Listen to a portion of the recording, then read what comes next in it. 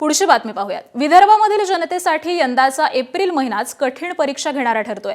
काल अकोला आणि अमरावतीमध्ये 45.6 अंश सेल्सिअस तर वर्ध्यामध्ये 45.5 अंश सेल्सिअस तापमानाची नोंद झाली आहे। त्यामुळे आज त्या ठिकाणी पारा हा 46 अंश सेल्सिअस पर्यंत जाऊ शकतो अशी शक्यता आहे। दुसऱ्या बाजूला नागपूर, ब्रह्मपुरी आणि भंडारा या शहरांमध्ये देखील पारा 44 अंशांच्या वर नोंदवला गेलाय। त्यामुळे संपूर्ण विदर्भामध्येच उष्णतेची तीव्र लाट दिसून येते।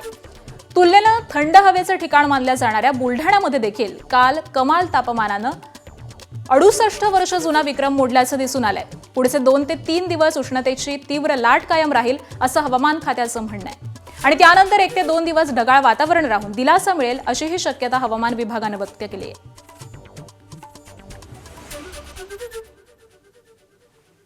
संपूर्ण विदर्भामध्ये सध्या तीव्र उन्हाळा जाणवतो आहे आणि आज विदर्भात काही शहरांमध्ये तापमानाचा कमाल पारा जो आहे तो 46 अंशांच्या वर जाईल की काय अशी शक्यता व्यक्त केली जात आहे।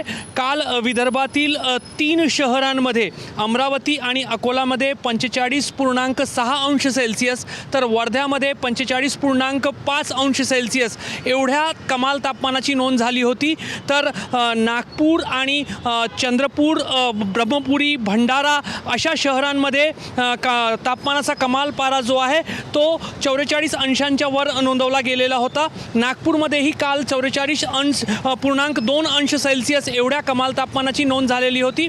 हवामान विभागाचं म्हणणं आहे की पुढील 2 ते 3 दिवस अशीच उष्णता जी आहे ती कायम राहणार आहे आणि त्याच्यानंतर कुठंतरी ढगाळी वातावरण होऊन लोकांना काहीसा दिलासा मिळण्याची शक्यता आहे। बुलढाणामध्येही 68 वर्षानंतर 42.2 अंश सेल्सिअस तापमानाची नोंद झालेली आहे। त्यामुळे यंदा एप्रिल महिन्याचा शेवट सुरू आहे। अजूनही मे महिना जो आहे जो तीव्र उन्हाळ्याचा असतो तो सुरू झालेला नाही। मात्र विदर्भात कमाल पारा जो आहे तो सर्व विक्रम मोडताना दिसत आहे आणि आज दाट शक्यता आहे की तापमान जो आहे तो 46 अंशांपर्यंत काही ठिकाणी जाऊ शकतो। कॅमेरामॅन अतुल हिरडेसह रजत वशिष्ठ, एबीपी माझा, नागपूर। एबीपी माझा, उघडा डोळे बघा नीट।